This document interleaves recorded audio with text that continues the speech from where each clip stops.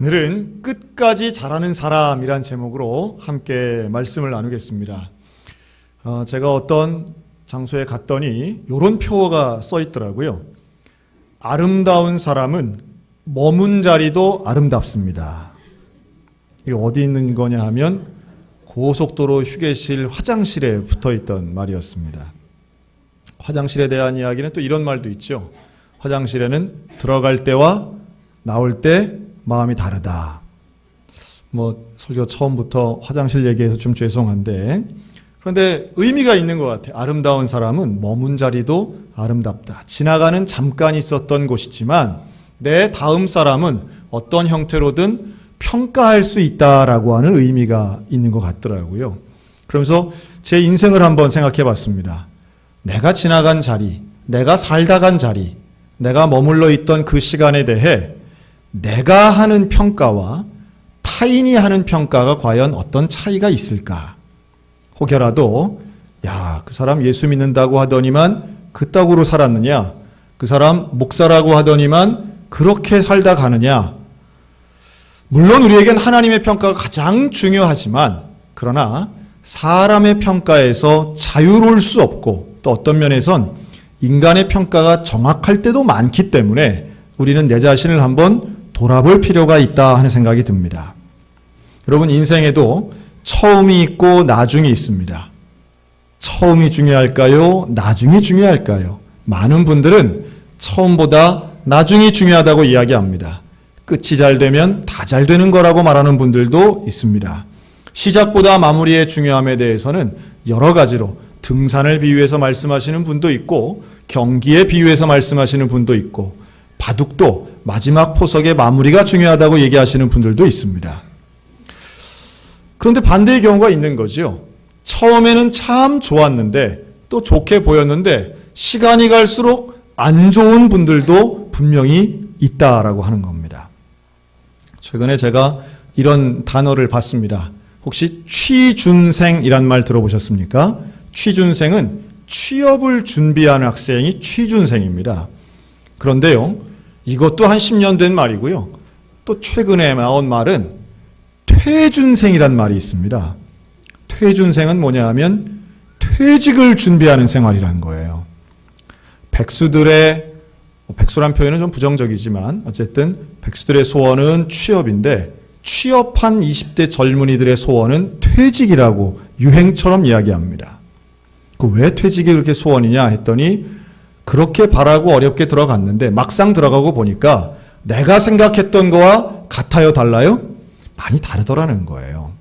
사회생활 처음 하면 다 힘들고 어려운 건 당연한 것이겠지만, 그러나 그 당연한 것도 부당하다 생각하니 견딜 수가 없는 거죠. 또 실제로 부당하다 생각하는 부분이 맞는 것도 많이 있기도 합니다. 그래서 자기가 입사한 지 얼마 안 되지만 사직서를 쓰고 사표를 써서 그거를 사진 찍어 SNS에 올리는 것이 큰 유행처럼 번지기도 했습니다. 어찌 보면 철없는 청년들의 모습, 책임감 없는 젊은이의 치기라고도 보여지지만, 그러나 또 하나는 다른 누구보다 누구 눈치 보지 않고 내 개인의 행복이 가장 중요하다고 생각하는 시대 정신을 반영한 것 같기도 합니다. 어찌되었건 중요한 부분은 이거죠. 내가 변했건 상황이 변했건 세상에 있는 것들이 처음과 똑같지 않더라는 겁니다. 결혼할 때는 분명히 사랑해서 결혼했는데 생활하다 보니까 극복할 수 없는 문제들이 눈에 보이는 것 같고, 참을 수 없고 허용할 수 없는 일들이 일어나면서 결국엔 이혼하는 비참한 모습.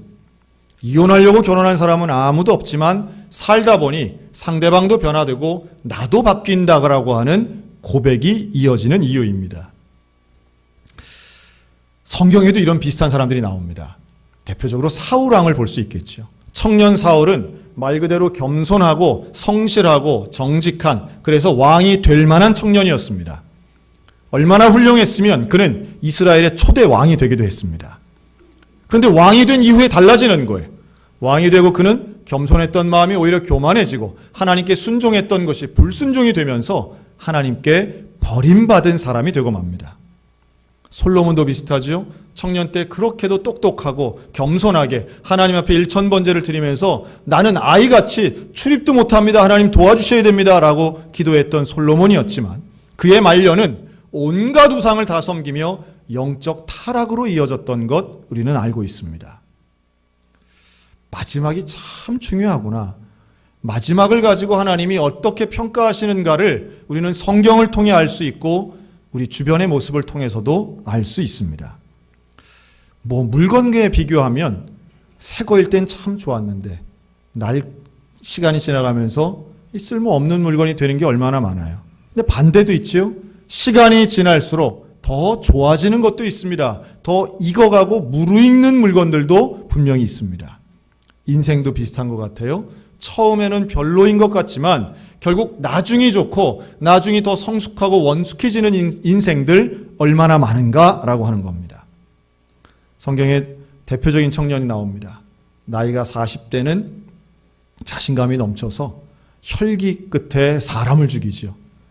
살인범으로 도망갔다가 80의 나이에 하나님으로부터 부름받고 그 사명을 감당했던 사람 모세 이야기입니다. 모세는 젊은 날의 모습과 그의 노년 말년의 모습이 명확히 다릅니다. 특별히 성경 전체를 통해서 가장 훌륭한 마무리의 모습을 저는 모세가 보였다고 생각합니다. 이 모세는 건강했던 120살 나이 많았지만 그는 눈도 시력 너무너무 좋았고 건강했고 열정도 있었어요. 그런데 하나님 말씀합니다. 너의 사명은 여기까지야. 가나안을 목전에 둔 모세에게 하나님이 하신 말씀은 너는 여기까지야. 더 가면 안 돼. 더 일하면 안 돼. 그때 모세는 느보산 꼭대기에서 하나님과 대면하였으면서 하나님의 정지 명령을 순종한 줄로 믿습니다. 그의 마지막은 자기 주장을 펼치는 게 아니에요. 하나님 나 더 할 수 있어요. 잘할 수 있어요가 아니라 예, 알겠습니다.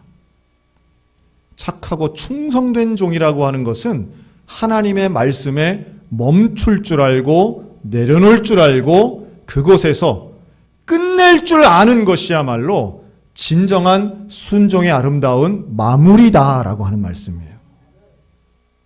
사도 바울도 비슷하죠. 청년 이 사울은 복음 전하는 사람들을 핍박했습니다. 스데반 집사님 순교하는 그 현장에 이 사울이 있었습니다.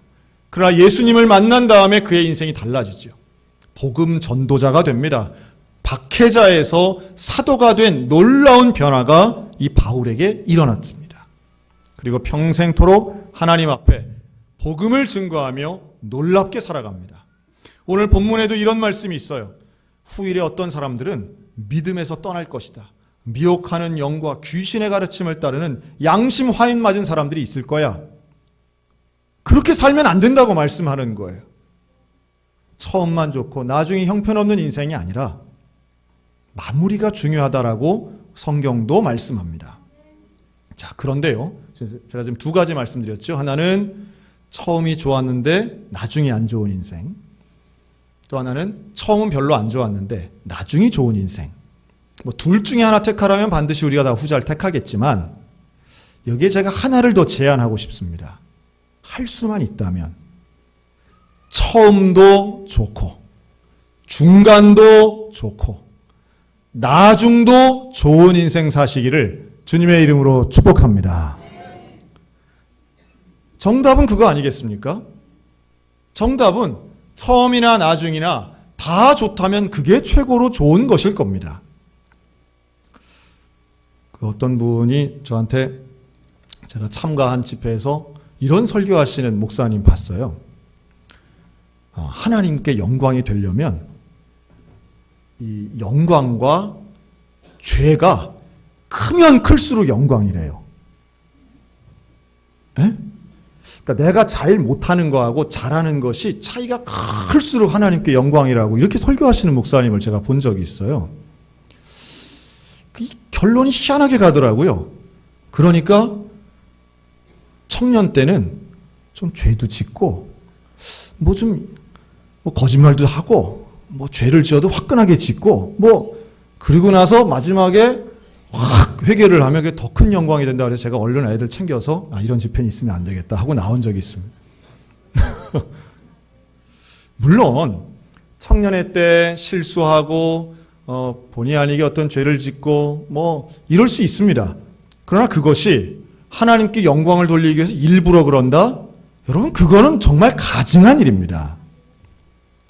죄를 나중에 더 드라마틱한 결과를 위해서 일부러 뭘 잘못하고 죄를 짓는다는 것은 영화 속에서나 나올 법한 이야기지, 우리는 그런 인생 살라고 창조된 존재가 아니라고 하는 말씀이에요. 우리는 처음이나 끝이나 여일하게 하나님께 영광 돌릴 수 있는 거룩한 그릇이 되는 것.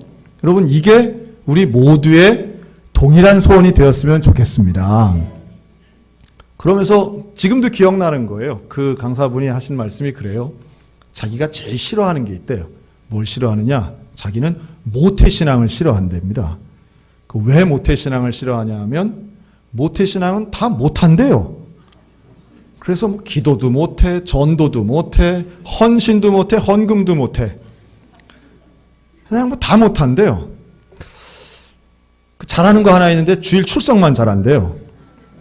한참 된 이야기지만 지금도 제가 기억을 해요. 그래서 참 안타깝다. 저런 말이 사람들에게 공감이 된다는 현실이 참 슬프고, 마치 저런 것이 진짜인 양 선포된다면 이게 정말 슬픈 일 아니겠습니까? 저는 우리 자녀들에게 그런 말들을 가끔 합니다. 뭐라고 하냐면, 나는 진짜 너희들이 부러워. 그럼 애들이, 아빠 뭐가 그렇게 부러워요? 그럼 너희들이 모태신앙으로 태어난 건 난 너무 부러운 일이다. 니들이 뭔 복이 있어가지고 내 아들 딸로 태어나가지고 모태신앙이 된지 모르겠다. 그럼 애들이 밥 먹다가도 에휴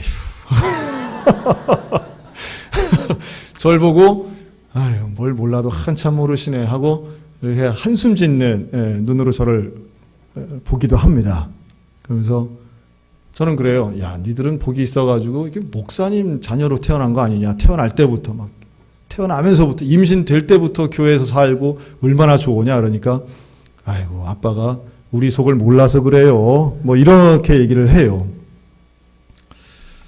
분명한 게 있습니다. 모태신앙인들에게 좀 아쉬운 게 있다면 뭔가 뜨거운 경험이나 혹은 소위 말해 불같은 성령의 경험이나 극적인 삶의 변화를 잘 겪어보지 못했다는 아쉬움을 이야기하는 경우들을 제가 봅니다.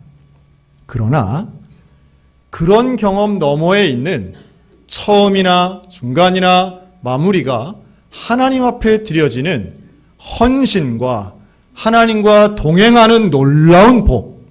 저는 제가 믿기는 저희 자녀들도 모태신앙이 얼마나 큰 복이라고 하는 걸 조금 더 나이 들면 알게 되리라고 저는 믿습니다.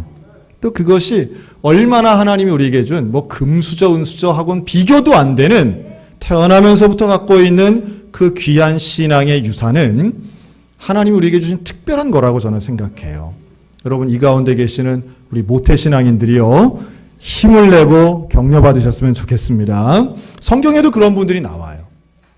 오늘 우리가 디모데 전서를 읽었지만 디모데가 그런 대표적인 사람입니다. 디모데는 외할머니와 어머니의 신앙 가운데 어린 시절을 정말 경건하게 보냈습니다. 허탄한 것, 망령된 것 따르지 말고 너는 오히려 내 자신을 연단하라, 양육받아라 이렇게 말씀하는데요. 디모데가 그런 사람이었어요. 바울로부터 양육받았고 부모님으로부터 신앙의 유산을 물려받은 사람이 디모데였습니다. 그리고 이 디모데는 청년 시절도 거룩하고 중년 장년 시절도 하나님 앞에 온전히 헌신함으로 초대교회의 지도자가 된 줄로 믿습니다. 저는 우리 교회도 그런 분들 많다고 생각해요. 이제 우리 교회가 올해 우리 나는 제자입니다 가운데 올 상반기에 제자 훈련을 했습니다. 8주간 상반기 제자 훈련을 했고 이제 다음 주 중이면 이게 상반기가 이제 끝나게 되죠. 그래서 오늘 오후에 우리 제자훈련반 예배를 드립니다. 오후 예배는 제자훈련반이 이제 간증을 합니다. 제가 이번 제자훈련을 하면서 참 감사한 게 하나 있어요. 뭐냐 하면 제가 반별로 다 우리 전사님들 부목사님이랑 같이 앉아서 출석도 점검하고 매주 그걸 합니다. 그리고 어떤 걸 했는지에 대해서 점검도 하는데요. 여러분, 전체가 6개 반이 운영이 됐습니다. 그 6개 반 중에 출석 1등한 반이 어딜까요? 장로님들 반이었습니다. 우리 장로님 반을 제가 인도하는데 장로님들 결석 지각이 거의 없었어요. 얼마나 열심히들 모이시고, 또 하나, 제가 거의 매주마다 숙제를 내드렸는데 숙제들을 얼마나 잘해 오시는지 제가 하마터면 우리 장로님들이 다 어릴 때 공부 잘한 줄로 착각할 뻔했습니다. 장로님들이 본을 보이시고 정말 배우려고 하는 열의를 가지고 함께 모이고 교회를 위해서 헌신의 본을 보여주셔서 나머지 5개 반도 참 잘 마무리가 되어가고 있습니다. 그런데 그 중에 오늘 오후 예배 꼭 오셔야 될 이유가 있는데요. 그 제자 훈련을 받은 초등학생이 오늘 오후에 간증합니다. 박하음 어린 초등학교 5학년 여학생이에요. 여러분, 어린 시절에, 초등학생 시절에 교회에서 주일날 분반 공부도 하지만 주중에 나와서 제자 훈련 받는 것 복 중에 복인 줄로 믿습니다. 이게 옛날에는 많았는데요. 2018년도에도 이걸 하고 있다는 건 정말 감사한 일입니다. 중고등학생들이 주중에 나와서 제자 훈련을 합니다. 그리고 그것이 일반 학원을 가고 다른 공부하는 것도 물론 중요하지만 이 아이들에게 있어서 예수 그리스도의 복음 중심으로 살아간다는 것이 어린 시절에 심기고 이것이 청년 시대를 지나가고 일생 동안 따진다고 생각하면 하나님 앞에 이게 얼마나 큰 은혜인지 몰라요. 저는 저에게 처음도 잘하고 마지막까지 잘한 인생 누구냐 이렇게 물어보신다면 저는 우리 교회도 많다고 보는데 바로 지난주 오후 예배 때 은퇴하신 우리 장로님들, 저는 여기에 딱 해당되는 분이라고 봅니다. 우리 원로 장로님들 중에 2분은 모태신앙인이었어요. 또 모태신앙인일 뿐만 아니라 은퇴하신 장로님 대부분들이 주일학교를 다닌 분들입니다. 그러니까 나이 들어서 이렇게 교회를 나오신 분들이 아니라는 점이에요. 그리고 이분들이 장로로서 은퇴한다? 이거 얼마나 영광스러운 일인지 모릅니다. 일생을 통하여 하나님 앞에 30년 넘게 헌신하시고 봉사하시고 그리고 일반 신문에 무슨 무슨 업적을 한 게 아닐지 몰라도 하나님 보시기에 일생을 성실하고 정직하고 헌신하며 살았기에 하나님 앞에 영예로운 은퇴를 하게 된 줄로 믿습니다. 저는 우리 교회도 좀 그랬으면 좋겠어요. 우리 교회도 잘하는, 그것도 끝까지 잘하는 교회가 되었으면 좋겠습니다. 지난 한 주간은 아주 저한테도 상당히 특별했습니다. 왜냐하면 부활절 연합기도회부터 해서 임지식도 제가 소양교회에서 처음 했지만 또 주중에는 춘천 교도소를 방문해서 그 교도소에 있는 재소자분들하고 함께 예배도 드렸어요. 전에도 했지만 춘천에서는 처음 해본 겁니다. 그리고 바로 어제 또 우리 청년들과 함께 이 백대대에 있는 횃불교회를 방문을 했습니다.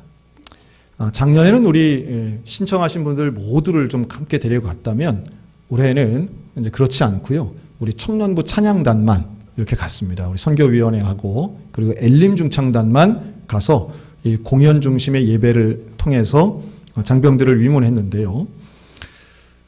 이 백대대 횃불교회는 우리 교회하고 상당히 밀접하죠. 그런데 어제는 가가지고 우리 장병들이랑 이야기하고 또 지휘관과 함께 이야기하면서 최근에 많이 달라진 군대의 모습을 정확하게 좀 보고 왔습니다. 여러분, 군대에 내무반에 에어컨이 있을까요, 없을까요? 요새 에어컨이 있습니다. 세탁기가 있고요. 더 재밌는 건 식기세척기가 있습니다. 그래서 요새는 장병들이 손으로 이렇게 설거지 다 하지 않습니다. 내무반에 컴퓨터실이 따로 있습니다. PC방이 있고요. 그쯤 되면은 군생활 할 만한 것 같죠? 더더군다나 지금 제가 보는 견지에서는 요새 미세먼지 많은데 미세먼지 이 지수가 올라가면 훈련을 안 한답니다. 또 최근 국방부에서는 그 좋은 마스크까지도 지금 다 공급이 되고요. 이제 아마 뭐 비데도 지금 화장실에 있어요. 아마 없는 거는 지금 이제 조만간 공기청정기하고 그리고 이 전기 건조기, 빨래 건조기만 이제 들어가면 확실히 이제 집보다는 좀 나아지겠구나 이런 생각이 듭니다. 그리고 작년에 비해서 지금 여기 있는 예비군 뭐 2년차, 3년차들하고도 격세지감이 나는 게 지금 20대 중반들도 이걸 잘 몰라요. 갔다 온 사람들도. 작년과 올해가 완전히 달라졌습니다. 제일 큰 차이는 월급 인상입니다. 작년까지만 해도 병장 월급이 21만 원이었는데요. 올해부터 40만 원이 넘었습니다. 상병 월급 19만 5천 원이었는데 올해부터는 36만 6천 원이 됐습니다. 부러우면 가시든가요. 네. 그러다 보니 장병들의 씀씀이가 불과 이 몇 개월 만에 상당히 커졌죠. 그래서 이 100대대만 해도 그 장병들이 얼마 없어요. 숫자가. 여러분 지금 저출산 때문에 군인 숫자가 줄어들고 있습니다. 매년 2만 명씩 줄어듭니다. 육군 기준으로 보면. 이제 내년이면 처음으로 육군이 40만 명 아래로 내려갑니다. 앞으로는 더 내려갈 겁니다. 그렇다 보니 그리고 이제 복무기간은 18개월로 줄어들고요. 현재 21개월에서 복무기간은 줄고 입영 대상자들은 더 적어지고 그러니까 이제 군 부대에서도 상당히 운영하는 것이 전과는 많이 다릅니다. 참 재밌는 얘기 들었는데요. 그 반찬으로 생선이 나오면 안 먹는 장병들이 많답니다. 왜 안 먹을까요? 가시를 바르는 게 귀찮고 힘들어서. 그래서 그걸 안 먹으면 그럼 밥은 어디서 먹어요? PX에 가서 사 먹는 거죠. 월급이 많으니까요. 그래서 지금 한 120명 정도 되는 저 부대에 PX 월 매출이 6천만 원이 넘는다고 하죠. 그리고 이제는 외부 음식도 배달이 됩니다. 그래서 먹게 되고요. 그리고 PX에서 가장 많이 팔리는 품목 중에 하나는 선크림과 보습제입니다. 그래서 피부 관리를 하는 거죠. 자, 이쯤 얘기하면 아마 속으로 야, 이게 군대야? 놀이터지. 야, 그런 정신 상태 가지고 나라를 지킬 수 있겠어? 라고 생각하시는 분들은 꼰대에 들어갑니다. 네, 그런 분들은 이제 20대하고는 대화를 할 생각을 안 하셔야만 합니다. 그런데 이 얘기를 쭉 들으면서 야, 이제야 군대가 좀 갈만한 데가 되었겠구나 라고 하시는 분들은 그래도 이제 청년 세대하고 대화가 좀 될 가능성이 있는 분들입니다. 근데 참 아이러니한 거는요. 이런 군대 얘기하면은 제일 개탄하시는 분들이 여자분들이 더 개탄하시더라고요. 그래가지고 되겠냐고. 군대는 고생을 해야지. 뭐. 아닙니다. 여러분, 군대는 고생하러 가는 것이 아닙니다. 군대는 나라의 부름을 받고 가기는 싫지만 나라와 민족을 위해서 봉사하고 헌신하러 가는 곳이지요. 매맞고 모욕당하고 고생하러 가는 곳 절대로 아닙니다. 여기에 있는 우리 장병들 우리가 격려하고 참 뭔가 더 줄 수 있다면 더 해주면 더 좋겠죠. 나라를 위해 봉사하고 있는 저 시간이 의미 있는 시간이 되도록 우리도 지원해 줘야 된다고 생각이 듭니다. 그런데 뭐 다른 것들은 다 뭐 그럴 수도 있고 저럴 수도 있다고 생각하는데요. 제 마음을 정말 힘들게 한 것은 최근 들어 군대에 오고 있는 우리 장병들이 전과 달라진 제가 볼 때 가장 마음 아팠던 것은 세례받고 군대에 오는 사람이 거의 없다는 거예요. 예수를 믿으면서 신앙이 있는 상태로 군대에 오는 청년이 거의 없다는 거예요. 어느 정도로 없느냐 하면 횃불교회 군종병을 뽑을 사람이 없을 정도로 없는 거예요. 전에 10대 청소년들의 복음화율이 5% 미만이다. 이거 20년 전 이야기입니다. 지금 20대의 복음화율이 3%란 보고가 있습니다. 100명 중에 3명이에요. 대학생들 중에 예수 믿는 사람 3% 될까 말까 합니다. 여러분, 그렇다면 현재 우리 교회에 있는 20대, 10대는 너무도 귀한 아이들이에요. 얼마나 귀한 아이들입니까? 그래서 그곳에 있는, 근데도 이 아이들이 밖에서는 세례 받을 생각도 없었고 교회 갈 생각도 없었지만 지금 저기 보세요. 사진에 나와 있는 것처럼 현재 있는 전체 병력의 절반이 와서 예배드렸습니다. 그 절반이라고 하는 건 외출예방 나가고 휴가 나가고 또 경계근무 쓰는 사람 말고는 다 와서 지금 예배드린 거예요. 얼마나 귀중한 순간인지 몰라요. 횃불교회가 지금 감당하고 있는 그 사명은 일반 사회 속에 있는 교회가 지금 엄두도 못 내는 일을 하고 있는 거예요. 아무리 큰 대형 교회라 해도 떨어져가는 20대 복음화를 끌어올리지 못하고 있는데 아직도 우리에게 20대 복음화의 희망은 군대 교회구나 하는 생각이 들었어요. 저기서 헌신하시는 우리 목사님 얼마나 애쓰면서 서울에서 매주마다 와가지고 그 아이들을 돌보고 있더라고요.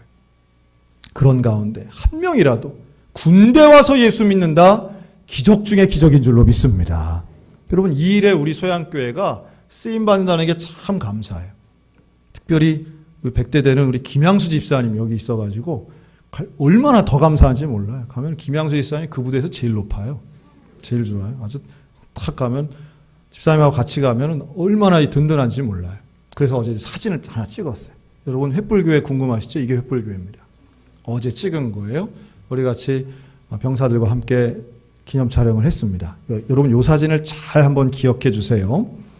이 횃불교회가 이 건물이 언제 세워졌느냐 하면 1991년 9월 14일 날 완공됐습니다. 그래서 예배를 드렸어요. 저때 당시 유행했던 포즈가 저겁니다. 여자분들 앞에 쭈그리고 앉고 뒤에 남자분들이 서서 찍는 거죠. 저걸 재현할까 하다가 그냥 말았습니다. 요즘은 저렇게는 잘 안 찍죠. 자, 그런데 왜 유심히 보시라고 하느냐 하면 저 1991년도에 사진에 나온 분들과 군복 입은 분들 포함해서입니다. 2018년도 27년이 지난 다음에 사진에 찍힌 분 중에 같은 사람이 있을까요? 없을까요? 이 사진을 놓고 봐도 잘 모르시죠. 단 한 명도 없습니다. 단 한 명도 없습니다. 있다면 말씀해 보세요. 누구예요? 내가 어제 다 확인했습니다. 최소한 이 사진에 찍힌 사람들 기준에서는 전부 100% 다른 사람입니다. 뭐라고요? 김 기장은 안 가셨습니다. 여기 91년에 계시고 2018년에 안 계셨다니까 지금 그 말이에요. 지금 말을 못 알아들으시네. 돌아가셨다는 얘기가 아니라 사진의 있고 없고를 지금 얘기하는 거예요. 네.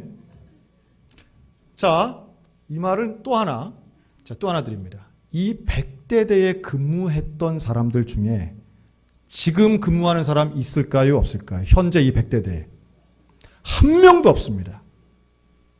27년 세월 속에 방문하는 인원도 100% 달라졌고요. 근무하는 인원도 100% 달라졌습니다. 지금 현재 대대장이 곽상엽 중령이 근무하는데요. 91년도에 근무하셨던 분에 비해서 대대장만 9번 바뀌었습니다. 통째로 다 바뀌었어요. 다 달라요. 얼굴이 다 달라요. 사람이 다 달라요. 다른 사람이지만 같은 부대입니다. 다른 사람이지만 같은 교회인 줄로 믿습니다. 다른 사람이지만 같은 사명이었다라고 하는 거예요. 여러분, 정말 잘하는 교회는 뭘 잘해야 되느냐 하면 꾸준히 잘해야 되고 사명이 이어지는 교회가 정말로 잘하는 교회인 줄로 믿습니다. 50년 전에도 내가 하고 지금도 내가 하고 50년 후에도 내가 하겠다? 여러분, 이건 잘못된 생각입니다. 지금 내가 하는 것 최선을 다해 잘하고 이제 내일은 또 다른 사람이 그 사명을 이어갈 수 있도록 후원하고 기도하고 응원하는 일이 잘 되는 교회가 끝까지 자라게 될 줄로 믿습니다. 저는 우리 교회가 그런 면에서 우리의 자녀들이 이어받고 은퇴를 한 장로님들의 그런 사명을 후배 장로님들이 이어받고 64년 전에 우리 교회가 개척이 됐을 때 그 계셨던 분 지금 아무도 없지만 그 정신과 그 사명을 이어받았기에 오늘날 소양교회가 있는 것처럼 앞으로도 주님 주신 귀한 사명 끝까지 더 잘하는 우리 소양교회가 되었으면 좋겠습니다. 하나님 우리에게 주신 놀라운 은혜요 사명입니다. 처음도 중요합니다. 중간도 중요합니다. 끝도 중요합니다. 그리고 이 모든 하나님의 섭리 가운데 순종하며 충성하는 우리들을 통하여 하나님은 가정에서도 교회에서도 이 복음의 사명을 이어가는 끝까지 자라는 교회, 우리 소양성결 교회가 되시기를 주님의 이름으로 축원합니다. 아멘.